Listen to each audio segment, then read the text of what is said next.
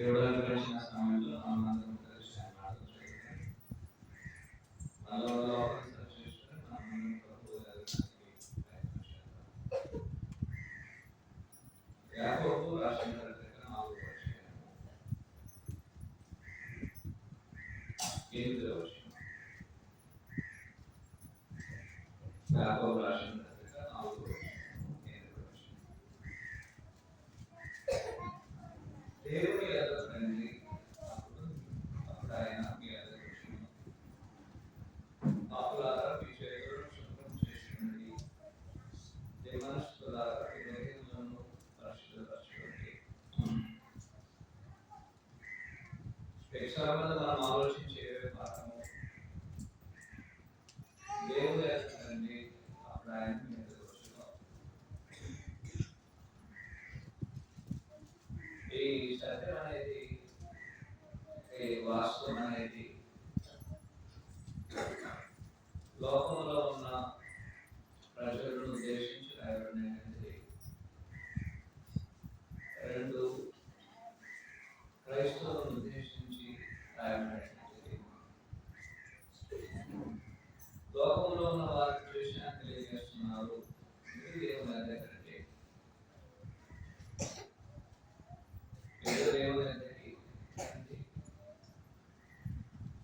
ఎంతమంది రావాలి? దేవుని దగ్గరికి ప్రతి మనుషులు రావాలి.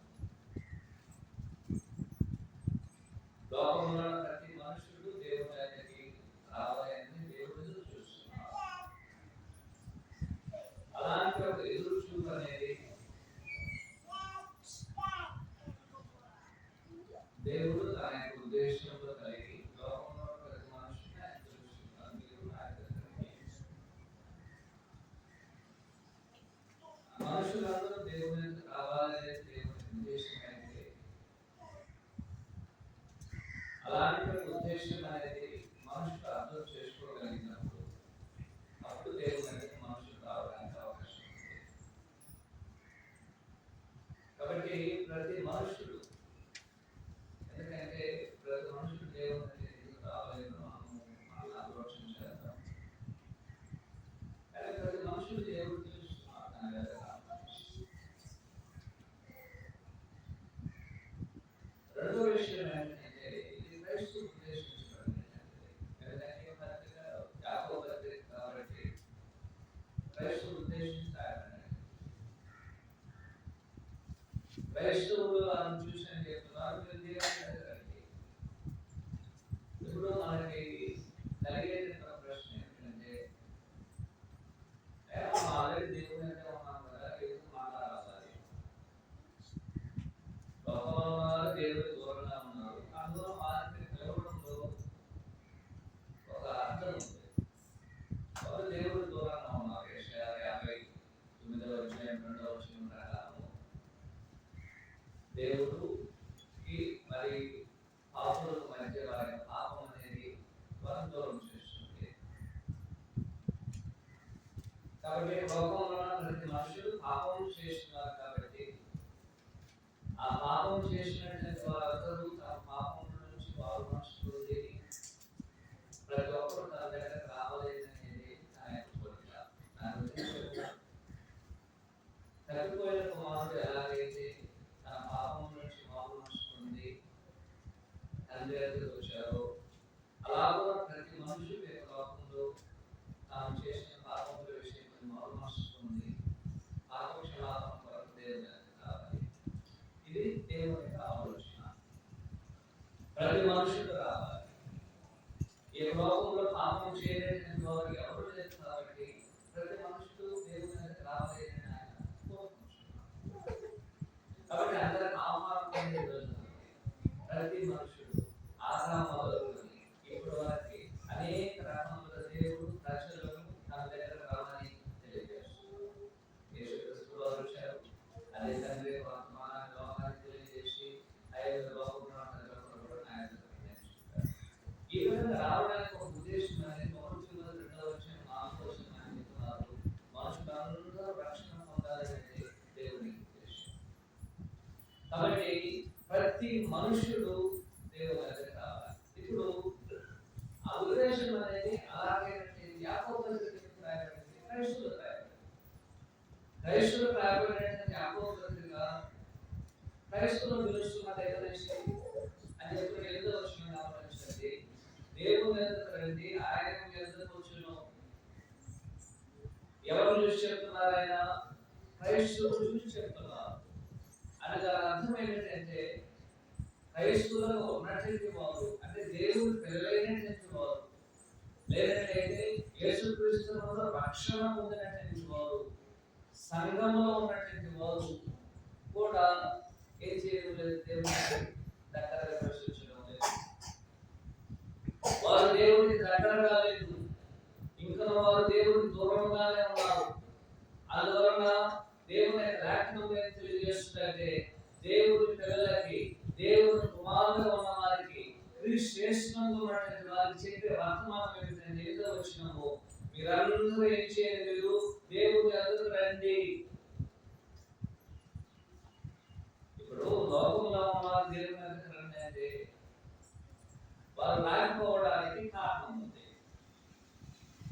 ఎందుకంటే వారి దేవుని మీద ఇష్టం లేకపోవచ్చు. రెండోది, వారి యొక్క పరిశుద్ధత అనేది వారి దేవుని అందరికీ చాచలేకపోవచ్చు. కానీ సంఘంలో ఉన్నటువంటి వారు దేవుని రావడానికి సమస్య ఏమిటి? ఏదో సమస్య ఉందా? సమస్య లేకపోతే దేవుని లేఖనం ద్వారా మీరు దేవుని పిలవాల్సిన అవసరం అనేది లేదు. అది చెప్తున్నారు. ఇది ఎవరు చెప్తున్నారు? దేవుని పిల్లలకి క్రైస్తవులు చెప్తున్నారు. ఆయన ఏమని చెప్తున్నారు? 8వ వచనం గమనించండి, దేవుని ఎదుటకు రండి. ఆయన మేమందరం దేవుని దగ్గరికి వచ్చేసాము, ఇంకా రావడం లేదు, ఇంకా మనం దేవుని దగ్గరికి రావడం లేదు. సరే, ఎందుకు రావాలో మనం దేవుని దగ్గరికి? లోకంలో క్షణాలు వస్తారు, మనం ఎందుకు దేవుని దగ్గరికి రావాలి? ఎందుకు దేవుడు నా దగ్గర పిలుస్తున్నారు? ఒకటి, మనం దేవుని దగ్గరికి ఎందుకు రావాలి అంటే ఒకవేళ మనము ప్రార్థన చేయడం దేవుని దగ్గరికి రావచ్చు. రెండోది, దేవుని యొక్క సహవాసం కొరకు దేవుని దగ్గరికి మనం రావచ్చు. దేవునికి లోబడడానికి మనం దేవుని దగ్గరికి రావచ్చు. ముఖ్యంగా ఇక్కడ చెప్పేటువంటి అంశం ఏంటంటే దేవుని ఆరాధన చేయడానికి దేవుని దగ్గరికి రండి. ఎక్కడ రామంటున్నాడు ఆయన? మీరు దేవుని ఆరాధన చేయడానికి, మీరు దేవుని ఆరాధించలేదంటే, దేవుని ఆత్మతో సత్యముతో మీరు ఆరాధన చేయలేదంటే మీరు దేవుని యొద్దకు రండి. మేమందరం వచ్చేసాము, అందరూ కూర్చొని ఆరాధన చేస్తున్నాం, అసలు కదా. అది దేవుడు ఒక భూసంబంధమైన అటెండెన్స్ ని చూసి మీరు దేవుని కొరకు వచ్చాడని ఆయన చెప్పడం.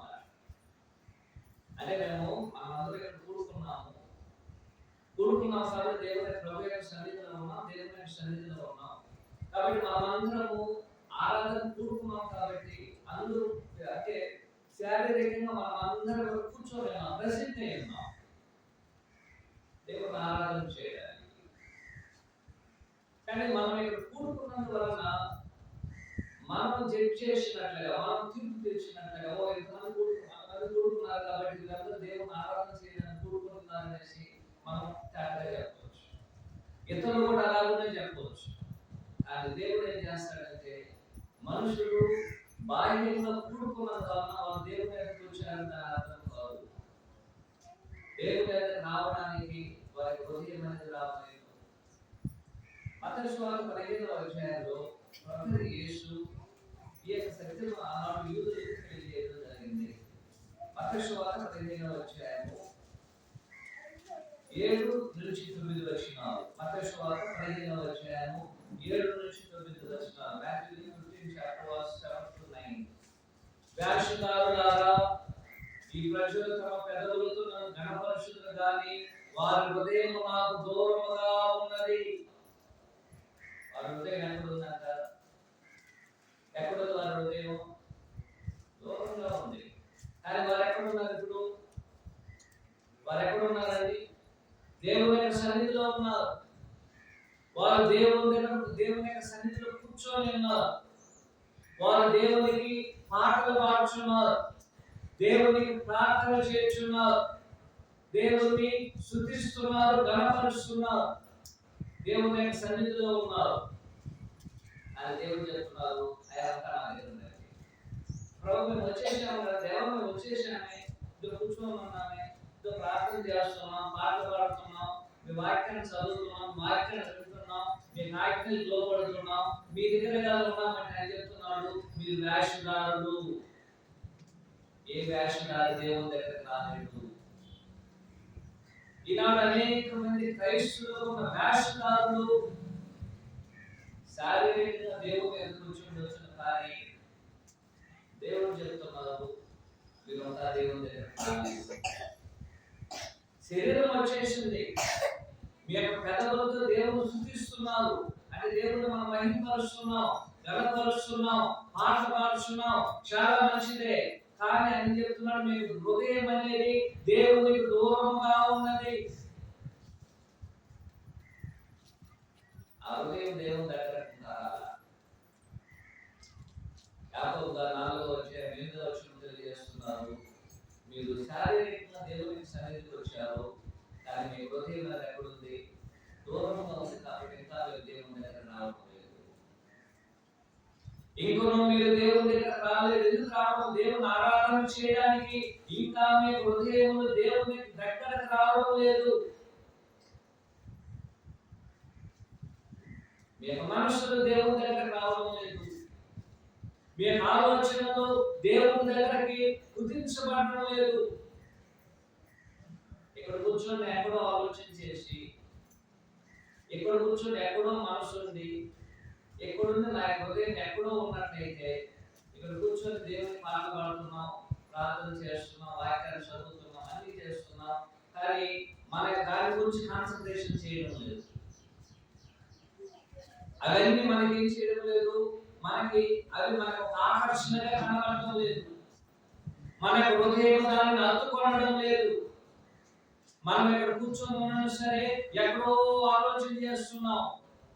ఎవరైనా మనం దేవుని యొక్క సన్నిధిలో కూర్చున్నప్పుడు దేవుని యొక్క మాటలు ఏం చెబుతున్నదో మనము సరిగా ఆలోచన చేయగల. ఎందుకంటే మన హృదయము దేవుని దగ్గర రాలేదు. యాకోబు గారు చెప్తున్నారు, ఆయన మీరు శారీరకం దేవుని దగ్గరకు వస్తున్నారు, కానీ మీ హృదయం అనేది ఎక్కడుంది? దూరంగా ఉంది. ఆ దూరం అనేది దగ్గర వాళ్ళని దేవుడు కోరుకుంటున్నారు. దేవుని ఆరాధన చేసేటట్టు మనము దేవుని దగ్గర కూర్చున్నాం.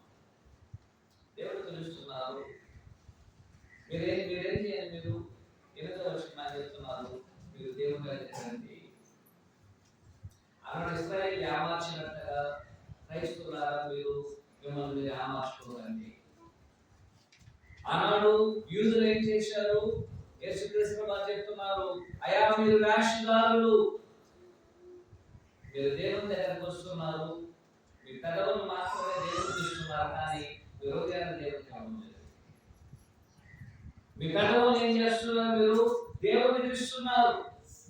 మీ శరీరంలో అవయవములను దేవుని యొక్క సన్నిధికి తీసుకొస్తున్నారు, కానీ దేవుని ఆత్మ కనుక మీ యొక్క హృదయమును, మీ యొక్క మనస్సును, మీ యొక్క ఆత్మను దేవునికి మీరు ఇవ్వడం లేదు. ఇచ్చినట్టు సరే పూర్ణ హృదయమును, పూర్ణ ఆత్మను, పూర్ణ మనస్సును మీరు దేవునికి ఇవ్వడం లేదు. మేము పూర్ణ హృదయాన్ని ఇస్తున్నాం అంటే మా హృదయాన్ని ఇస్తున్నాం, ఆత్మను ఇస్తున్నాం, మనసును కూడా ఇచ్చేసాము, అందుకనే ఇక్కడికి వచ్చాము. అవును, అది పూర్తిగా ఇవ్వాల, పూర్ణంగా ఇవ్వలేదు.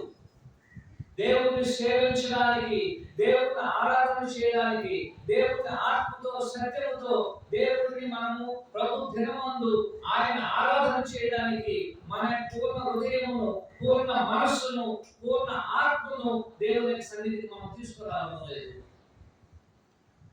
ఒకవేళ వారిలో మీరు నేను ఒకరిగా ఉన్నట్లయితే ఈ ఆజ్ఞ యాకోబు గారు చెప్పిన ఆజ్ఞ నాకు మీకు వర్తిస్తుంది అని చెప్తున్నారు. మీరు దేవుని ఎందుకంటే మీరు శారీరకంగా చేశారు, కానీ మీ హృదయము, మీ మనస్సు, మీ ఆత్మ ఎక్కడో ఆలోచన చేస్తుంది, ఎక్కడో ఆలోచన చేస్తుంది. ఇక్కడ కూర్చున్నా సరే మనం ఎక్కడ కూర్చొని నిద్రపోతా ఉన్నాం. ఇక్కడ కూర్చున్నా సరే ఏదైనా సరే ఒక చిన్న కనెక్షన్ అన్ని దాని కాన్సన్ట్రేషన్ అయిపోతుంది. అంటే దేవుడి మీద మనకు ఏకాగ్రత లేదు, మనం కేంద్రీకరించడం లేదు, మన యొక్క మనస్సును హృదయాన్ని కేంద్రీకరించడం వల్ల దేవుడి యొక్క సన్నిధిలో ఆ విధంగా మనం కూర్చోవాలి. దేవుడి యొక్క రావడం అంటే మన శరీరం మాత్రం కాదు, మన ఆత్మను కూడా ఏం చేయాలి, మనము ఇక్కడ తీసుకురావాలి. పూర్ణ హృదయం పూర్ణ ఆత్మ అనేది మనం ఇక్కడ తీసుకురావాలి. అయితే ఒకవేళ మనము తీసుకోరాని పక్షంలో, తీసుకోరాలేకపోతే, అంటే ఇక్కడ ఉన్నటువంటి క్రైస్తవులు దేవుని దగ్గరికి వచ్చినా సరే వారి హృదయం అనేది, వారి ఆత్మ, వారి మనసు అనేది దేవుని దగ్గరికి రావట్లేదు. ఏదో ఒక ఆటంక పరుస్తుంది, ఏదో ఒక సమస్య అనేది దేవుని దగ్గరకు వారు రావడానికి ఆటంకంగా ఉన్నారు. దేవుని దగ్గరికి రావడానికి వారికి ఏదో ఒక అడ్డు గోడ అనేది ఉంది. నేను చెప్పేది లోకస్తుల గురించి కాదు, నేను చెప్పేది సంఘంలో ఉన్నటువంటి క్రైస్తవుల గురించి. సంఘంలో ఉన్న క్రైస్తవులకు దేవుని దగ్గరికి రాలేకపోతున్నారు. రాలేకపోవడానికి కారణం ఏమిటంటే ఏదో సమస్య ఉంది, ఏదో లోపం ఉంది, ఏదో ఒకటి వారిని ఆటంకపరుస్తుంది, ఏదో ఒకటి వారిని లాగుతుంది. అయ్యా నువ్వు దేవుని దగ్గరికి వెళ్ళబాకు, దేవుని దగ్గరికి వెళ్ళినట్లయితే నీకు పెద్ద సమస్య జరుగుతుంది, కాబట్టి నువ్వు శారీరకంగా ఇలా కూర్చో, అక్కడ ఉండు, కొంచెంసేపు ఒక గంట వరకు ఉండు, అన్ని కార్యక్రమాలు జరిగించు, హృదయాన్ని కేంద్రీకరించబాక మళ్ళా నువ్వు వచ్చే. ఆ విధంగా మనుషులు ఏం చేస్తున్నారంటే లోకంలో వేషధారులైన క్రైస్తవులు దేవుని దగ్గరికి వస్తున్నారు. మనం మోసగించబడవచ్చు. నేను దేవుని దగ్గరికి వచ్చాను కాబట్టి, నిజంగా సహోదరుడు వచ్చాడు కాబట్టి ఆ దేవుని దగ్గరికి వచ్చాడు మనం అనుకోవచ్చు. దేవుడు అలా మోసపోలేదు. దేవుడు నిజంగా ఏం చేస్తున్నాడు, హృదయాన్ని చూస్తున్నాడు, మన యొక్క మనస్సును చూస్తున్నారు, మన యొక్క ఆలోచన చూస్తున్నారు. ఆయన మన యొక్క ఆలోచనలన్నీ ఆయన గురించి మనకు ఆలోచన చేస్తున్నామా? మన మనసులో పూర్తిగా దేవుడే ఉన్నారా? నా హృదయంలో పూర్తిగా దేవుడే ఉన్నాడా? ఆయన్నే మనం ఆరాధించడానికి నా యొక్క శరీరంలోని అవయవాలన్నిటినీ, నా ఆర్థిక పురుషుని యొక్క అవయవాలన్నిటినీ కేంద్రీకరించి ఆయన సన్నిధిలో కూర్చొని లేకపోతే మనం దేవుని దూరంగానే ఉన్నాం. ఇలా ఎంతమంది మనం దేవుని దూరంగా ఉండి కూర్చున్నాం మనకు తెలియదు. ఒకవేళ అలాంటి వాళ్ళు మీరు నేను ఒకరిగా ఉన్నట్లయితే ఆయన చెప్తున్నారు, మీరేం చేయాలి, మీరు దేవుని దగ్గరికి రండి, దేవుని దగ్గరికి మీరు రండి. ఎందుకు మనం దేవుని దగ్గరికి వస్తున్నాం? దేవుని దగ్గరికి రావాలి అనే కారణాలు చెప్పాము. దాంట్లో ఒక కారణం ఏమిటంటే దేవుని ఆరాధన చేయడానికి మనం వస్తున్నాం. ఇప్పుడు గమనించాలి, 100 మంది ఇక్కడ కూర్చున్నాం, 100 మంది బయలుదేరుకుంటూ ఉన్నాం. 100 మంది మనం కూర్చొని నిజంగా మన హృదయాన్ని, మనసుని, ఆత్మను దేవుని దగ్గర తీసుకురాకుండా ఇక్కడ కూర్చుంటే ఏదైనా ప్రయోజనం ఉందండి? ఎందుకు దేవుడు ఆయన మనం వెళ్ళలేదంటే ఎందుకు వచ్చిన, ఎందుకు మనం వెళ్ళలేని కారణం చెప్తున్నాడు. గమనించండి, 8వ వచనం, యాకోబు 4వ వచనం, 8వ వచనంలో దేవుని దగ్గరికి రండి, అప్పుడు మీ దగ్గరికి ఆయన వచ్చును. ఇప్పుడు మన దగ్గరికి ఆయన వచ్చున్నారా? ఆయన ఇచ్చిన వాగ్దానం గమనించండి. మీరు దేవుని దగ్గరికి రండి, దేవుడు ఏం చేస్తాడు, మీ దగ్గరకు వస్తాడు. మనం దేవుని దగ్గరకు రాకుండా ఇక్కడ కూర్చొని ఉన్నట్లయితే, మనం శారీరకంగా కూర్చొని ఉన్నట్లయితే, మన యొక్క మనసు హృదయములను దేవుని దగ్గర తీసుకురాకుండా ఎక్కడో బయట పెట్టేసి వచ్చేసి ఉన్నట్లయితే, మన యొక్క హృదయాన్ని, మనసుని ఎవరికో ఇచ్చేసి ఉన్నట్లయితే, ఎక్కడ కూర్చొని కూడా దేవుని గురించి ఆలోచన చేయకుండా వేటిని గురించో దేని గురించో మనం ఆలోచన చేస్తూ ఉన్నట్లయితే దేవుడు మన మధ్య ఉన్నారండి అని చెప్పి ఆలోచన గమనించారు. మీరు దేవుని దగ్గరికి రండి, అప్పుడు ఎప్పుడు అని చెప్తున్నాడు, అప్పుడే, ఎప్పుడు మీరు దేవుని దగ్గరికి వచ్చినప్పుడు మాత్రమే ఆయన మీ దగ్గరికి వస్తాడు. మనం దేవుని దగ్గరికి వచ్చినాము, నిజంగా వచ్చినట్లయితే ఇప్పుడు ఏం చేస్తున్నాడు దేవుడు, మన దగ్గరికి వచ్చినాడు. ఇది ఆశీర్వదించబడిన క్రైస్తవ జీవితం. అదే ఆశీర్వదించబడిన ప్రభు యొక్క సంఘము, అదే ఆశీర్వదించబడిన క్రైస్తవుని యొక్క నిజమైనటువంటి ఆశీర్వాదం అది. ఏది? మన దేవుని దగ్గర రావడం, దేవుడు మన దగ్గర రావడం. ఎలా ఉంటుందంటే ఇది ఆనాడు 70 మంది పెద్దలు మోషే గారితో కలుసుకొని సీనాయి కొండ దగ్గరికి వెళ్ళారు. వారు అక్కడికి వెళ్ళారు, దేవుడు ఆయనకు వచ్చాడు. మీరు నా యొద్దకు రండి, దేవుడు చెప్తున్నాడు, నేనేం చేస్తాను, మీ ఎదురుకు వస్తాను. మీరందరూ రావాలి అక్కడికి. కానీ రావడానికి ముందుగా మీరు ఏ విధంగా రావాలని, ఏ విధంగా రాకూడదని కూడా తెలియజేయబడింది. ఎందుకు అందరూ రాలేకపోయారు, ఎందుకు అనేకులు వస్తున్నారు కదా? కారణం ఏమిటంటే యాకోబు పత్రికలో మనుషులు ఎందుకు దేవుని దగ్గర చేరలేకపోతున్నారు కారణం అనేది చెప్పబడింది. ఎందుకు రాలేకపోతున్నారు, ఎందుకు దేవుని దగ్గరికి వారు రాలేకపోతున్నారని గమనించండి. 4-5 కారణాలు అనేది ఇక్కడ చెప్పబడింది. ఒకటి ఏమిటో గమనించండి, ఎందుకు దేవుని దగ్గరికి మనుషులు క్రైస్తవులు రాలేకపోతున్నారు. మనము ఎందుకు దేవుని దగ్గరికి రాలేకపోతున్నాం? వచ్చినటువంటి మనము ఎందుకు మన హృదయములను దేవుని దగ్గరికి తీసుకురాలేకపోతున్నాం? వచ్చినటువంటి మనము ఎందుకు మన మనసులను దేవునికి సమర్పించలేకపోతున్నాం? వచ్చినటువంటి మనము ఎందుకు మన ఆలోచనలను, మన చిత్తములను దేవునికి అంకితం చేయలేకపోతున్నాం? కారణం ఏమిటంటే వారు దేవుని దగ్గర తమ జీవితంలో తమ హృదయం దేవుని దగ్గర తీసుకురాకపోవడానికి ఒక ఆటంకంగా ఉన్నది ఏమిటంటే అని చెప్తున్నాడు. గమనించండి, 4వ వచనం గమనించండి. ఎందుకు మనము అక్కడున్న క్రైస్తవులు ఎందుకు దేవుని దగ్గరికి రాలేకపోతున్నారంటే ఒక ఉద్దేశం ఏమిటి? 4వ వచనం గమనించినట్లయితే, వ్యభిచారులారా, లోక స్నేహం దేవునికి బయలుమని మీరు ఎరగరా? ఎందుకు వారు దేవుని దగ్గరికి రాలేకపోతున్నారు?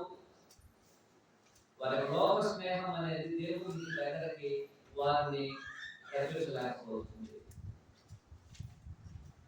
వారి లోక స్నేహము దేవుని దగ్గరికి వారిని తీసుకురాలేకపోతుంది. క్రైస్తవుల యొక్క జీవితాలు దేవుని దగ్గరికి రాకపోవడానికి ఆటంకంగా ఉన్నది లోక స్నేహము. ఈనాడు ఎందుకు మనం మన హృదయంలో దేవుని దగ్గరికి, మన మనసులను, మన యొక్క ఆత్మలను, మన యొక్క జీవితాన్ని మనం దేవుని యొక్క సన్నిధికి, దేవుని దగ్గరికి రాలేకపోతున్నామంటే ఆయన ఒక కారణం చెప్తున్నారు, లోక స్నేహం అనేది. దాని అర్థం ఏమిటంటే మీరు దేవుణ్ణి ప్రేమించే దానికన్నా లోకాన్ని ఎక్కువగా ప్రేమిస్తున్నారు. మీరు దేవునికి మీ హృదయంలో ఇచ్చే స్థానం కన్నా, మీ యొక్క మనస్సులో దేవునికి ఇచ్చే స్థానం కన్నా, మీ యొక్క ఆలోచనలో దేవునికి ఇచ్చే స్థానం కన్నా లోకానికి మీరు ఎక్కువగా స్థానం ఇచ్చేశారు. నా హృదయమంతా లోకం గురించి ఆలోచన, నా హృదయమంతా, నా మనస్సు అంతా లోకం గురించినటువంటి ఆలోచనలు. ఎలా లోకాన్ని అనుభవించాలి, లోకం యొక్క సంతోషాన్ని ఎలాగో నేను దాన్ని పొందాలి, ఎలాగునా లోకంతో నేను కలుసుకొని ఉండాలి, లోకంతో నేను కలిసి ఉంటే నాకు ఉన్నటువంటి సంతోషం ఏమిటి, దాంట్లో ఉన్నటువంటి సమాధానం ఏమిటి, దాంట్లో ఉన్నటువంటి ఒక ఘనత ఏమిటో, దీని గురించే మనుషులు ఆలోచన చేస్తున్నారు. అలాంటి హృదయంలో, మనసులో ఎవరికి స్థానం లేదు. దేవునికి స్థానం అన్నా సరే చాలా తక్కువ స్థానం ఉంది. అలాగే లోక స్నేహం చేసి లోకంతో ముడిపడినటువంటి జీవితాలు. స్నేహం అనేది ముడిపడడం అంటే మనం ముడి వేస్తాం కదా, అలాంటి ముడి అన్నమాట. 2 కాళ్ళు ముడి వేస్తాం. ఇప్పుడు మన యొక్క జీవితము లోకం యొక్క జీవితంతో ముడిపెట్టిపోయింది, గట్టిగా ముడి వేస్తాం.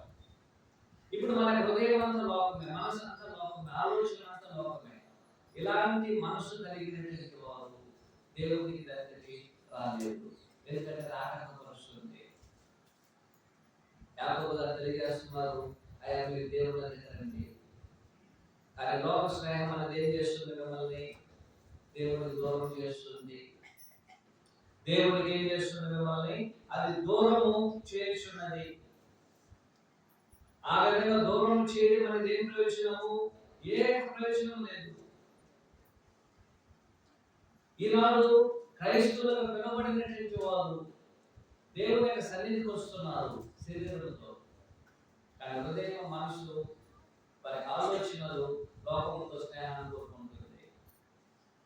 లోకమే తనకు కావాలి, లోకమే తనకి ముఖ్య ఉద్దేశము. దాంట్లో ఎలా మనం ఉండగలిగిన దాని గురించి ఆలోచన చేస్తున్నాం. ఈ భూమి మీద మనము ఎలా బతికిపోతున్నాం, ఎలా జీవించబోతున్నాం, దేన్ని సంపాదించుకోబోతున్నాం, ఎలా మనం ఈ కార్యక్రమం జరిగిపోతున్నాం, లోకం గురించి చింత ఎక్కువ. కానీ దేవుని ఎదుకు వచ్చేవారు దేవుని ఎదుకు మన పరలోకం ఎలా వెళ్ళిపోతున్నాం అనే చింత ఆలోచన అనేది ఉంటుంది.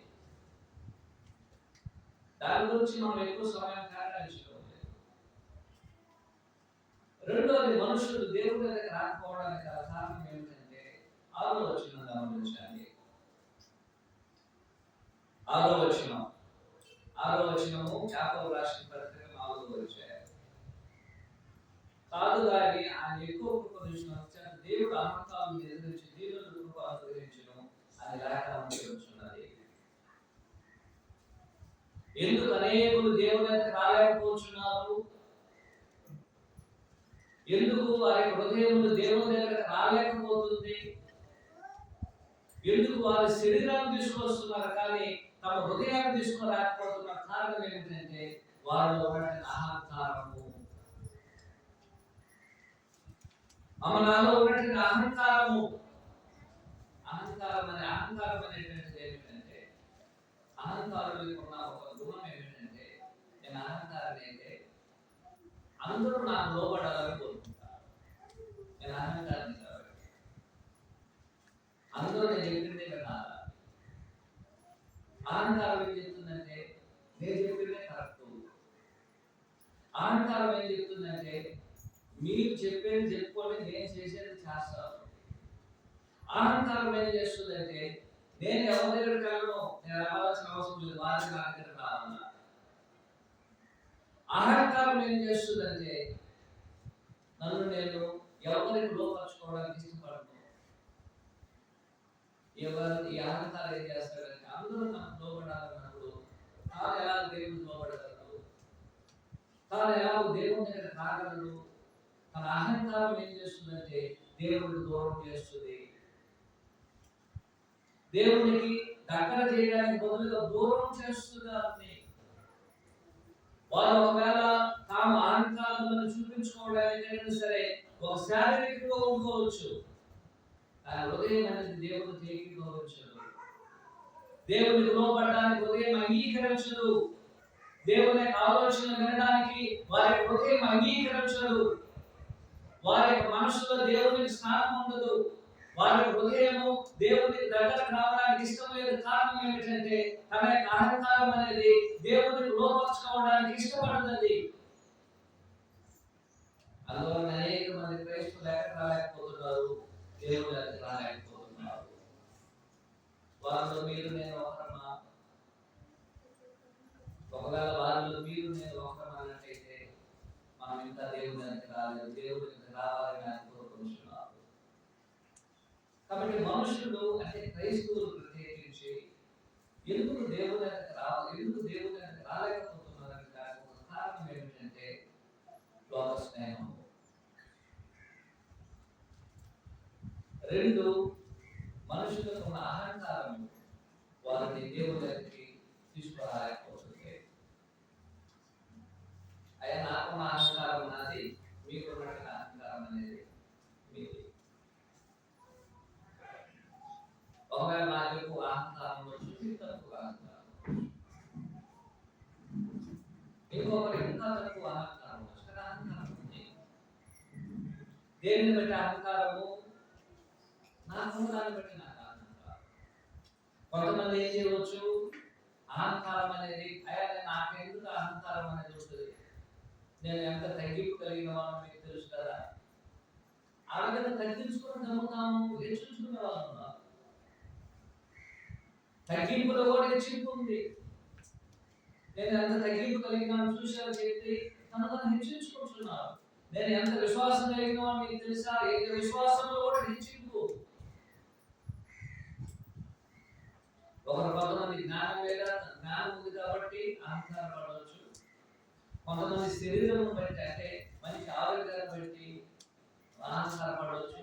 కొంతమంది కుటుంబాన్ని బట్టి, విద్యను బట్టి, ఉద్యోగాన్ని బట్టి, నాకున్న ఆస్తి పాస్తులను బట్టి, నాకున్న కుమార్తెలను బట్టి, నా భార్యను బట్టి, భర్తను బట్టి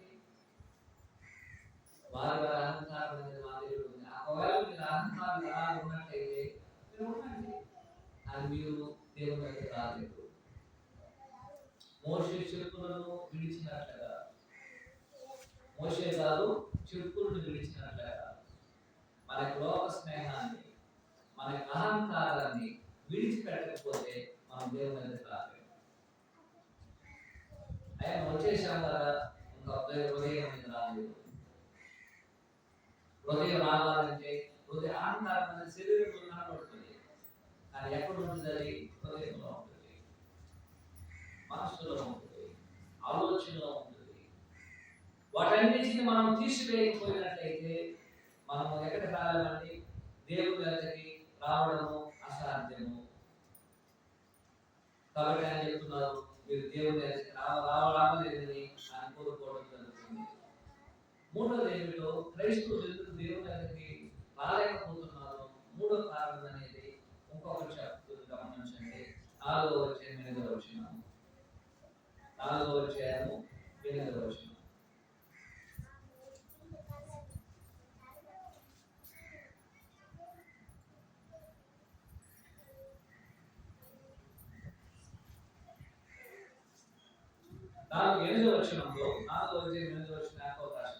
దేవుని అనుసరండి, అప్పుడు ఆయన మీదకి వచ్చాను. మనుషులారా మీ హృదయములను పరిశుద్ధపరచుకోనండి. మీ హృదయములు ఏం చేయండి? మీరు పరిశుద్ధపరచుకోనండి. 8వ వచనంలో దేవుని ఆయన మీదకి వచ్చిన పాపులారా మీ చేతులను శుభ్రం చేసుకోండి. ఎందుకు మీరు దేవుని దగ్గరికి రాలేకపోతున్నారు? ఒకటి, ఇక్కడ క్రైస్తవులు ఉన్నటువంటి పాపము. క్రైస్తవులకు ఉన్నటువంటి పాపము, వారి యొక్క పాపం ఏం చేస్తుందంటే దేవుని దగ్గరికి వారిని తీసుకురావడానికి వారిని ఆటంకపరుస్తుంది. నా జీవితంలో పాపం ఉన్నంత వరకు, నా యొక్క జీవితంలో నేను చేసిన పాపం నాలో ఉన్నంత వరకు నేను దేవుని దగ్గరికి రాలేదు. అయ్యా శారీరకంగా వచ్చేసానే, శారీరకంగా వచ్చేవచ్చు, ఎవరైనా రావచ్చు. అది లోకంలో మాత్రం కలిగి కూర్చోవచ్చు. ఆ రోజు కూడా ఆ రోజు కాకుండా వచ్చి కూర్చోవచ్చు. దొంగతనం చేసే వాళ్ళు కూడా ఆ రోజు దొంగతనం చేయకుండా వచ్చి కూర్చోవచ్చు. కూర్చోవడం అనేది హృదయం రావాలి, హృదయం రావాలి. పాపము నా హృదయంలో ఉన్నంత వరకు నేను దేవుని దగ్గరికి రాలేదు. ఎందుకంటే పాపం ఏం చేస్తుందంటే దేవుని దగ్గరికి రావడానికి అది భయమును కలుగు చేస్తుంది, సిగ్గును కలుగు చేస్తుంది, ధైర్యం ఉండదు. ఆరంభంలో పాపం చేశారు. పాపం చేసిన వెంటనే వాళ్ళు దేవుని దగ్గరికి వచ్చారండి. నేను ఎక్కడ చేశారు? వాళ్ళు వెళ్ళి దాటుకున్నారు. దేవుడు వచ్చి పిలుస్తున్నాడు, ఆదాము ఆదాము ఎక్కడ ఉన్నావు? నా దగ్గర రావడం లేదు. మేము దిగబోరుగా భయపడిన దాటుకున్నాం. ఏం చేసింది? ఈ విధంగా చేశాము. మనుషులకు ఉన్నటువంటి ఆ భయము, మనుషులకు ఉన్న యొక్క సిగ్గు, మనుషులకు ఉన్నటువంటి ఆ యొక్క ఆవిధమైనటువంటి ఒక కల్మషమైనటువంటి ఒక జీవితం అనేది ఏం చేస్తుందంటే దేవుని దగ్గరికి మనం చేర్చలేదు. ఎందుకు మనం దేవుని దగ్గర రాలేకపోతున్నాం? ఆయన పాపము నన్ను దేవుని దగ్గరికి చేర్చడానికి నన్ను దూరం చేస్తుంది దేవునికి. అయ్యా నా యొక్క హృదయములో పాపం ఉంది. నా యొక్క హృదయం అనేది ఏం చేస్తుంది? నన్ను దేవుని దగ్గరికి చేర్చలేకపోతుంది.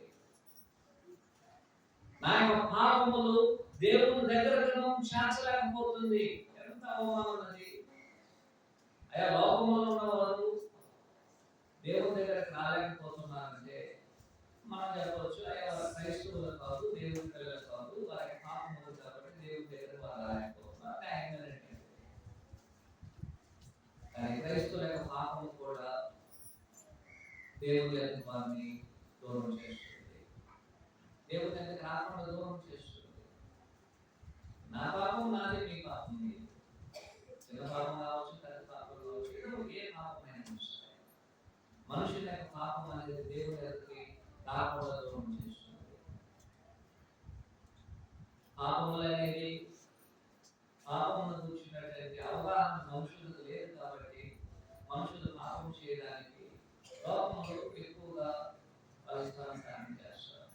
క్రైస్తవుడు పాపమును కూర్చిన అవగాహన లేనివాడు కాదు, పాపమును ఎరిగినటువంటి వాడు, దాని వల్ల కలిగే నష్టం ఎరిగినటువంటి వాడు, అది ఎంత ఘోరమైనదో ఎరిగినటువంటి వాడు, ఆ పాపము మనుషులు ఏం చేసినదో మనుషులు ఎరిగినటువంటి వాడు, ఆ పాపం అనేది దేవుని రొమ్మునున్నటువంటి యేసుక్రీస్తు వారిని ఈ భూమి మీద తీసివేసినదని మనం అందరం గుర్తించాలి. యేసుక్రీస్తు దేవుని రొమ్మును ఆనుకుని ఉన్నాడు.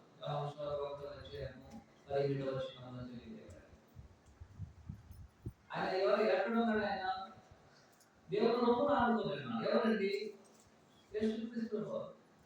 అంటే అంత ఒక పరిశుద్ధమైన సహవాసం వారు కలిగి ఉన్నారు పరలోకంలో. అలాంటి ప్రభువు పరలోకంలో ఎంతో సంతోషంగా నెమ్మదిగా ఉన్నప్పుడు ఆయన తీసుకొచ్చి ఎక్కడ వేసింది, ఎక్కడికి వచ్చాడు? ఆయన భూమి మీదకి వచ్చాడు. ఎందుకు వచ్చారంటే నీ పాపము నా పాపము అనేది దేవుడు రొమ్మున యేసుక్రీస్తు వారు భూమి మీదకి తీసుకొచ్చి పడేసింది. ఎందుకంటే పాపం అనేది అంత ఘోరమైనది. పాపం అనేది మనం చేయడానికి ఒకవేళ మనకి చాలా ఆనందంగా ఉండొచ్చును, పాపం వల్ల మనకి సంతోషం రావచ్చును, పాపం వలన మనం కొన్ని సందర్భాల్లో ఎంతో నెమ్మదిని కూడా కలుగు చేయవచ్చును. కానీ పాపం అనేది మన ఆత్మను నాశనం చేసేదని మనకు అర్థం కావడం లేదు. పాపం అనేది మనల్ని దేవునికి దూరం చేస్తుంది. పాపం అనేది మన ఆత్మలను నరకంలోకి తీసుకెళ్తుంది. పాపం అనేది మన జీవితాన్ని నాశనం చేస్తుంది. భూమి మీద అవమానము, భూమి మీద అందరూ మనం అసహించుకుంటారు. మనం చేసే పాపము మనం ఎంత మంచిగా ఉన్నా సరే మనల్ని దేవునికి దూరం చేస్తుంది. తప్పిపోయిన కుమారుడు వలె పాపం అనేది తండ్రికి దూరం చేసినది. ఈ లోకంలో నీకు గౌరవం లేదు. పాపం చేసిన వారికి లోకంలో అవమానములు, కష్టములు, బాధలు, ఏ విధమైన సంతోషం ఉండదు, నరక యాతన అనేది ఉంటుంది. అలాంటిది పాపము. అలాంటి పాపమును లోకం చేసిన సంగతి వేరే, కానీ క్రైస్తవులు చెప్పుకుని క్రీస్తులో ఉన్నటువంటి మనము చేసినట్లయితే దాని యొక్క అది ఎంతగా మనం దేవుడు దూరం చేస్తుంది. కాబట్టి తండ్రి కుమారుని విడదీస్తుంది, యేసుక్రీస్తు నన్ను దూరం చేస్తుంది, సంఘానికి నన్ను దూరం చేస్తుంది. పూర్తిగా నా ఆత్మను దేవునికి దూరం చేసి నిత్య నరకంలోకి తీసుకెళ్తుంది. అంత ఘోరమైనది, అంత దుష్టమైనది, అంత బలమైనది, అంత శక్తివంతమైనది పాపము. మన ఆత్మను నశింప చేయడానికి అది దానికి అంత శక్తి అనేది ఉంది. పాపం యొక్క ఘోరమది. పాపానికి మనుషులు పాపం చేయగలరే, కానీ ఆ పాపానికి కావలసిన మందు అనేది మనుషుల దగ్గర లేదు. మనుషులు పాపం చేయగలరే, కానీ దాన్ని ఎలా క్షమించుకోవడమో మనుషునికి తెలియదు. కానీ దేవుడు ఏం చేశాడంటే అలా పాపం చేసిన వారికి కూడా పరలోకము వారికి సిద్ధపరచడానికి, పరలోకము వారికి ఇవ్వడానికి, వారికి రక్షణ కొరకు యేసుక్రీస్తునే భూమి మీద పంపించారు. మనము యేసుక్రీస్తు వారు వచ్చిన ఒక కార్యాన్ని మనం అందరం తెలుసుకున్నాం. అదేమిటంటే యేసుక్రీస్తు వారు సిలువ వేయబడ్డారు. అలాగే యేసుక్రీస్తు వారు సిలువ వేయబడ్డారు. యేసుక్రీస్తు వారి శ్రమల గురించి ఆలోచించారు. యేసుక్రీస్తు వారు దేని సిలువలో మరణించారు. ఆయన మరణించడానికి ముందుగా మొదట ఆయన ద్వేషించబడాలి. రెండు, అవమానపరచబడాలి, పిడిగుద్దులు కొట్టబడాలి, కొరడా దెబ్బలు కొట్టబడాలి, ఆయన తల మీద ముళ్ళ కిరీటం అలవడాలి, అందరి చేత ఆయన ద్వేషించబడాలి, అవమానపరచబడాలి, రక్తం కారాలి, సిలువను మోయాలి, సిలువలో తీసుకెళ్లి కనికరం లేకుండా ఆయన సిలువ వేయబడాలి. ఇన్ని చేయడానికి ఆయన ఏం పాపం చేశారు? ఒకే ఒక ప్రశ్న, ఇన్ని చేయడానికి ఆయన ఏం పాపం చేశారు? ఆయన పాపం చేయాలి. ఆయన పాపం అయితే మనం చెప్తాం, పాపం చేయకపోతే ఎందుకంటే ఇన్ని శ్రమలు పడ్డారు. ఆయన ఏం చేశారంటే మనందరి పాపములను తన మీద వేసుకొని, మీరు పాపం చేసినట్లయితే మీకు ఎలాంటి శిక్ష వస్తుంది, మీరు నరకానికి వెళ్తారు, ఆ నరక యాతనలను నేను భూమి మీద పొందుతానని మనుషులందరి పాపములను తన మీద వేసుకొని ఆ యొక్క పాపములకు కావలసిన శిక్షను తాను పొంది ఆయన మన కొరకు మరణించాడు. మనం మరలా పాపం చేసినట్లయితే యేసుక్రీస్తు వారిని మరలా సిలువ వేస్తూనే ఉన్నాం. నా కొరకు యేసుక్రీస్తు వారి ఎన్నిసార్లు సిలువ వేయబడాలి? మనం పాపం చేసినప్పుడు అంతా కూడా యేసుక్రీస్తు మరలా బాహాటంగా ఆయన సిలువ వేస్తూనే ఉన్నాం. ఆయన పరిశుద్ధమైన రక్తాన్ని అవమానపరుస్తున్నాం. ఆయన మనకు పొందిన శ్రమలను, ప్రభువా నేను పాపం చేసి శ్రమ పొందాను కాబట్టి నేను మరలా పాపం చేస్తాను, మరలా సిలువ వేయబడతాను, మరలా కొట్టబడతాను, మరలా సిలువ వేయబడతాను, ఇదే మన జీవితంలో చేస్తున్నాం. నా కొరకు యేసుక్రీస్తు వారు ఎన్నిసార్లు శ్రమలు అనుభవించాలి? నేను అనుభవించాల్సిన, నేను పొందాల్సిన కష్టములను, శ్రమలను నా కొరకు ఎవరు అనుభవించారు? యేసుక్రీస్తు వారు అనుభవించారు. అది పాపం అనుకున్నటువంటి ఒక శిక్ష. ఆ శిక్ష మనం పొందకూడదని మన కొరకు యేసుక్రీస్తు వారు మరణించారు. అయితే మరలా ఆ పాపం గురించి మనం ఎరిగాం.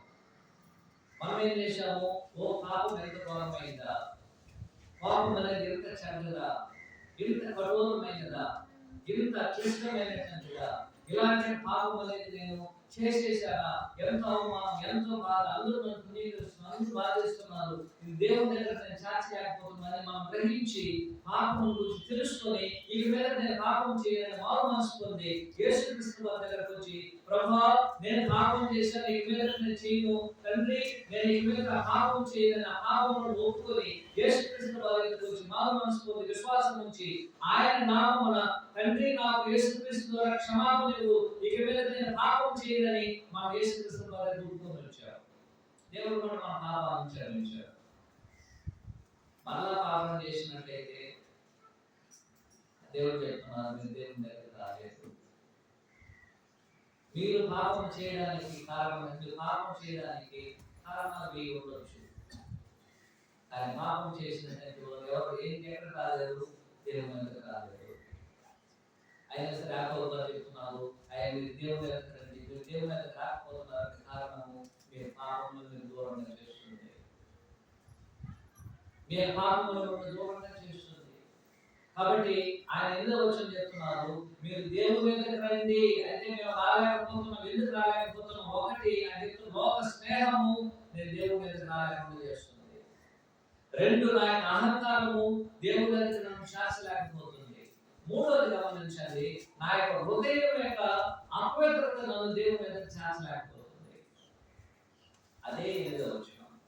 8వ వచనం మనం గమనించినట్లయితే 8వ వచనంలో దేవుని దగ్గర రండి, అప్పుడు ఆయన మీకు కాపులను మీ చేతులను శుభ్రం చేస్తున్నది, మీ మనసులను మీ హృదయములను ఏం చేయండి, మీరు పరిశుద్ధపరచుకోండి. మీ హృదయంలో ఏముంది?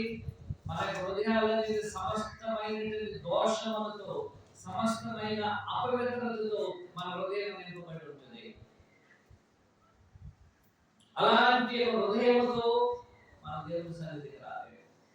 ఎందుకంటే దేవుడు పరిశుద్ధుడు కాబట్టి మన హృదయం పరిశుద్ధంగా లేకపోతే దేవుని సన్నిధికి వారు రాలేకపోవచ్చు. ఈ రోజు మనం ఇక్కడ కూర్చోవచ్చు. నా హృదయం పరిశుద్ధంగా లేకపోతే దేవుని దగ్గరికి మనం రావాలా? నా హృదయంలో కల్మషం ఉన్నట్లయితే, నా హృదయంలో అపవిత్రమైన జంతువులు అనేకమైన నివాసం చేస్తున్నాయి.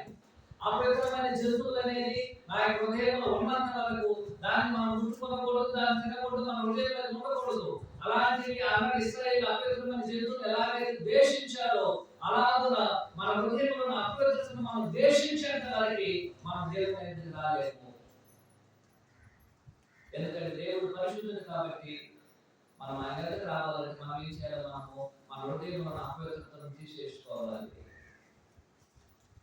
హృదయంలో అపవిత్రత అనేది ఏం చేయదు, మనం దేవుని సన్నిధికి చేస్తాం. అందువల్ల యాకోబు గారు చెప్తున్నారు, అయ్యా మీరు దేవుని దగ్గరికి, మీరు దేవుని దగ్గరికి. ఐదో పాయింట్ ఏంటంటే దేవుని దగ్గరికి మనం రాకుండా చేయడానికి ఇంకొక కారణము విమర్శిస్తూ రెండు మనసులు కలిగి ఉంటాం. ఎనిమిదవ విషయం గమనించండి, దేవుని దగ్గరికి రండి, ఆయన మీ దగ్గరకు వచ్చిన పాపులను చేతులు శుభ్రం చేసుకుని విమర్శిస్తులారా. రెండు మనసు కలిగినటువంటి వారు, రెండు మనసు కలిగినటువంటి వారు కూడా దేవుని దగ్గరికి రావాలి. ఒకటి, దేవుని దగ్గరికి మనం రాలేకపోతున్నామంటే ఎందుకు మనం రాలేకపోతున్నామంటే, ఒకటి లోక స్నేహము, రెండు మన అహంకారము, మూడు మన యొక్క పాపము, నాలుగు మన యొక్క హృదయం అనేది అపవిత్రంగా ఉండడం, ఐదు రెండు మనసులు కలిగి ఉండడం. రెండు మనసులు కలిగి ఉండడం అంటే ఏంటంటే ఒక మనసు ఎక్కడ, ఇంకొక మనసు లోకం దగ్గర, ఒక మనసు ఎక్కడ, ఇంకొక మనసు ఇంటి దగ్గర, ఒక మనసు అంటే ఎక్కడ, ఇంకొక మనసు అంటే చేయడం సాధనానికి. ఒకే మనసులో ఇద్దరికి మనం ఒకే మనసులో మనం ఇద్దరికి ఒక మనసు, ఒకటి నాకు ఎక్కడైనా ఉండాలి, లేకపోతే ఏం చేయాలి, నేను అక్కడైనా ఉండాలి. రెండు మనసులతో దేవుని యొక్క సన్నిధికి మనం రాలేము. రెండు మనసులు అనేది దేవునికి దగ్గర చేయలేదు. యేసుక్రీస్తు వారు చెప్పారు, ఎవరు ఇద్దరు యజమానులకి ఏం చేయలేదు, నమస్కారం ఉండలేదు. ఆ రోజు ఆయన చెప్తున్నారు, మీరేం చేయలేదు, ఇల్లు ఒకే ఒక మనుషులు ఇద్దరు దాసులు కాలేదు. ఒకరిని ఉద్దేశించాలి, ఒకరిని ఏం చేయాలి, ఒకరిని దాసులు ఉండాలి, ఒకరిని ఉద్దేశించాలి. రెండు మనుషులతో మనం దేవుని సన్నిధికి రాలేదు. రెండు మనసులు పెట్టుకొని ఒక మనసు అనేది ఏం చేస్తుంది, దేవుని దగ్గర రావాలంటుంది, ఇంకొక మనసులో ఏదో వచ్చే వాళ్ళని చూసుకున్నా ఉంటుంది. ఇలాంటి మనసులు దేవుని సన్నిధికి రాలేదు. ఒక మనసు చెప్తుంది 6-4 గంటలు కాబట్టి 6-4 గంటలకు వెళ్ళాలంటే, ఇంకొక మనసు చెప్తుంది పాట స్టార్ట్ అయిన తర్వాత వెళ్దాంలో ఉంటుంది. ఒక మనసు చెప్తుంది ఇప్పుడే మొదటగా మనం ఏం చేస్తాము, అందులో వచ్చిన తర్వాత వెళ్దాం ఉంటుంది. రెండు మనసులు, ప్రతి విషయంలో రెండు మనసులు. అటు దేవునికి సేవ చేయడం, ఇటు సాధారణ సేవ చేస్తున్నాం. ఒక మనసు అనేది ఒక మనసులో సగం దేవునికి సగం సాధారణకి ఇవ్వలేదు. రెండు కత్తులని ఒకే దగ్గర ఉండలేదు. రెండు మనసులు కలిగి ఉన్నాం. నీతికి దుర్నీతికి సమానంగా ఉండదు. అది రెండు మనసులు కలిగినటువంటి వారు దేవుని దగ్గరికి రాలేరు. మీరు వీటిని విడిచిపెట్టే తప్ప మనము దేవుని దగ్గరికి రాలేము. కాబట్టి యాకోబు గారు ఏం చెప్తున్నారంటే ఆయన 8వ వచనం చెప్తున్నారు, దేవుని దగ్గరికి మీరు రండి, మీరు దేవుని దగ్గరికి రండి. ఎందుకు రాలేకపోతున్నారు అన్నాడు వారు. అన్నాడు క్రైస్తవులు ఎందుకు దేవుని దగ్గరికి రాలేకపోతున్నారు? ఒకటి కారణం ఏమిటి? ఒకటి, ఎందుకు రాలేకపోతున్నారండి? లోక స్నేహము వలన వారు దేవుని దగ్గరికి రాలేకపోతున్నారు. రెండు, వారి అహంకారము వలన దేవుని దగ్గరికి వారు రాలేకపోతున్నారు.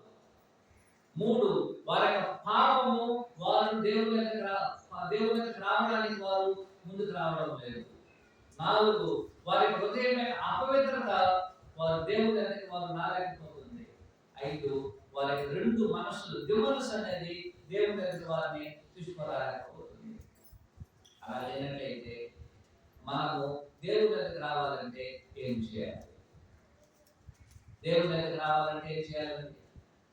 మొదటగా మనం చేయవలసినటువంటిది ఈ 5 మనం వదిలేసుకోవాలి. మొదటగా మనం చేయాల్సింది ఏంటి? ఈ 5 వదిలేయాలి. దేని వదలాలి? నేను దేవుని దగ్గరికి రావాలంటే మొదటగా లోక స్నేహాన్ని వదిలేయాలి. రెండు, అహంకారాన్ని వదిలిపెట్టాలి.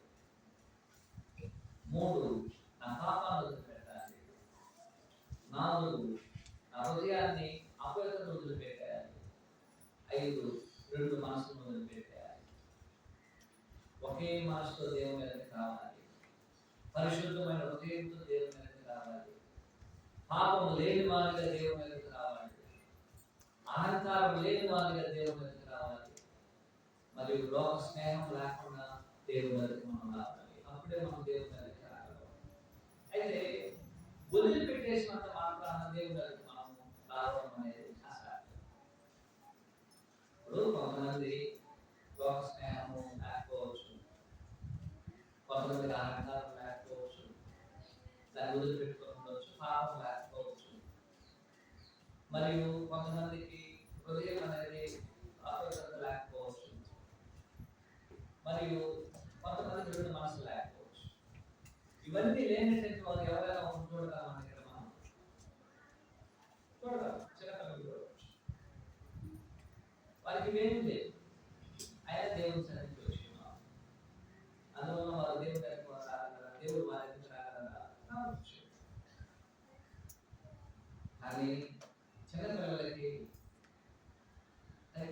తగ్గింపు ఉండవచ్చు, అంటే పరిశుద్ధత లేకపోవచ్చు. పరిశుద్ధత వారికి అవసరం లేదు. వారు పాపం చేయలేదు కాబట్టి పరిశుద్ధత అవసరం లేదు. కానీ దేవుడి దగ్గరకు వచ్చేటువంటి వారికి ఏం చేయాలి? ఇప్పుడు పరిశుద్ధత ఉండాలి. పరిశుద్ధత లేకుండా మనం దేవుడి దగ్గర రాలేదు. ఆ పరిశుద్ధత అనేది యేసుక్రీస్తులోనే ఉంది. ఆ పరిశుద్ధత యేసుక్రీస్తులోని దేవుడు ఇచ్చున్నాడు. దేవుడు పిల్లలైనటువంటి మనము క్రీస్తులో ఉన్నటువంటి మనము ఆ పరిశుద్ధతను యేసుక్రీస్తును పొంది ఆ పరిశుద్ధమైన హృదయముతో దేవుడి దగ్గరికి మనం రావాలి. లేకపోతే దేవుడు ఏం చేయడు? మన దగ్గర రాలేదు. మన దగ్గర రాలేదు. రెండోది ఏమిటంటే ఈ యొక్క వచనాలు ఉన్నటువంటి రెండో విషయం ఏమిటంటే తగ్గించుకొని రావాలి అని చెప్తున్నారు. గమనించాలి. 5వ వచనంలో 6వ వచనంలో కాదు అని ఆయన ఎక్కువ కృపను ఇచ్చినారు. దేవుడు అహంకారం జీవులకు కృపను అనుగ్రహించిన లేఖనం చెబుతుంది. ఏం అవసరం అండి? మనకు మనం తగ్గించుకున్నవారు దీనులకు ఆయన ఏం చేస్తాడంటే ఆయన కృపను ఇచ్చును. దీనులకు ఆయన కృప ఇచ్చును. మిమ్మల్ని మీరు తగ్గించుకోరండి. తగ్గింపు లేకుండా మనము దేవుని దగ్గరికి రాలేము. తగ్గింపు లేకుండా ఏం చేయలేము? మనం దేవుని దగ్గరికి రాలేము. ఇప్పుడు మనం మొదటగా చెప్పాం ఏమనేసి లోక స్నేహాన్ని ఎలాగ వదులుకోవడం, అహంకారాన్ని ఎలా వదులుకోవడం, పాపాన్ని నేను ఎలా వదులుకోవడం, హృదయం అపవిత్రతను ఎలా వదులుకోవడం, లేదంటే అయితే రెండు మనసును ఎలా వదులుకోవడం, ఇవన్నీ ప్రతి క్రైస్తవులకు ఉంది. వాటిలో కొన్నింటిని ఆయన ఏం చేశారంటే మొదటి 3 వచనాలు తెలియజేశారు. ఎలాగో మనము క్రైస్తవులుగా ఉండి రెండు మనసులు కలిగి ఉన్నాం, ఎలాగో మనం అపవిత్రులుగా మన హృదయంలో ఉంది, ఎలాగో మనం పాపం చేస్తున్నాం, ఎలాగో మనము అహంకారులుగా ఉన్నాం, ఎలాగో లోక స్నేహం చేస్తున్నాము, దానికి కావాల్సిన కొన్ని విషయాలను ఒక విషయాన్ని మొదటి 3 వచనాల్లో తెలియజేస్తున్నారు. 4 వచ్చాయి గమనించండి. మీరు యుద్ధంలో పోరాటంలో దేవుడు కలుగుతున్నది, మీ అవయవ పోరాటం మీకు వచ్చి కదా. హృదయంలో ఏముందో చెప్తున్నారు. ఎందుకు మన హృదయం అనేది ఎందుకు మనం ప్రతిరోజు మన కలహాలు జరుగుతుంది? మీరు ఆశించున్నారు కానీ దొరుకుతలేదు, నరహత్య చేయదు, పోట్లాడదు, యుద్ధం చేయదు, కానీ దేవుడు అడగనందుకు మీకు దొరకడం లేదు. మూడోది ఏమిటంటే దేవుని దగ్గరికి రావడానికి మనం రావాల్సినటువంటి ఆలోచన ఏమిటంటే, ఒకటి పరిశుద్ధులతో దేవుని దగ్గరికి రావాలి, 2 తగ్గింపుతో దేవుని దగ్గరికి రావాలి, 3 ప్రార్థనాపూర్వకంగా దేవుని దగ్గరికి రావాలి, 4 విశ్వాసంతో రావాలి, 5 యేసుక్రీస్తు ద్వారా మనం దేవుని దగ్గరికి రావాలి. పరిశుద్ధత లేకుండా, తగ్గింపు లేకుండా, ఒక ప్రార్థన జీవితం లేకుండా, విశ్వాసం లేకుండా, చివరిగా యేసుక్రీస్తు లేకుండా దేవుని దగ్గరికి మనం ఏం చేయలేము. ఇవన్నీ దేవుని దగ్గరికి రావు. మనం చేయాల్సిన ఇవి మనకు ఉన్నాయా?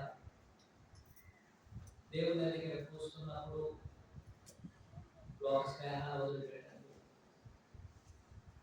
అహంకారం విడిచిపెట్టండి, పాపాలను వదిలిపెట్టేయండి, హృదయాన్ని పరిశుద్ధపరచు, హృదయం అపవిత్రత వదిలిపెట్టేయండి. మరి ఆయన చెప్తున్నారు, మీలో ఉన్న 2 మాసాలను వదిలిపెట్టేయండి అని అంటారండి. ఒకవేళ మనం అలా చూస్తే వచ్చేటట్టు మనము పరిశుద్ధమైన హృదయంతో రావాలి, రెండోది తగ్గింపుతో రావాలి, మూడోది ప్రార్థనాపూర్వకంగా రావాలి, నాలుగోది అని చెప్తున్నారు మీరు విశ్వాసంతో దేవుని అడిగించండి, ఐదు అని చెప్తున్నారు ఇవన్నీ ఉన్న యేసుక్రీస్తు లేకపోరాలి. ఇవన్నీ ఉంటే యేసుక్రీస్తు మాట్లాడుకుంటారు. రెండో పాఠం ఏమిటంటే అప్పుడు దేవుడు ఏం చేస్తాడు, మా దగ్గరికి ఆయన వస్తాడు. ఆయన వచ్చి ఏం చేస్తాడని రెండో పాఠం ప్రవచిస్తున్నానంటే రాబో కాలంలో దేవుడు వచ్చి ఎందుకు రావాలి, దేవుడు మన దగ్గరికి వచ్చి ఏం చేయాలనుకుంటున్నారు, ఎలా వస్తాడు అనే విషయాలను ప్రవచిస్తున్నానంటే మరోసారి మనం ఆలోచించాలి. అందరికీ చేసుకుంటూ